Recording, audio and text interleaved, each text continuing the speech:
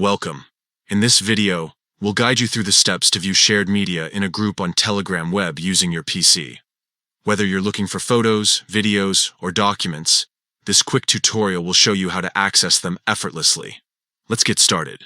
First, open your web browser and navigate to web.telegram.org. Log in to your Telegram account by entering your phone number and the verification code if you haven't already done so. Once logged in, you'll see your list of chats and groups on the left-hand side of the screen. Next, locate the group where you want to view the shared media.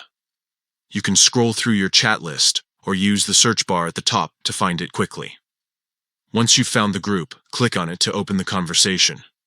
Now, look at the top of the chat window and click on the group's name. This will open the group's contact information page, which contains various details about the group, including its members and settings.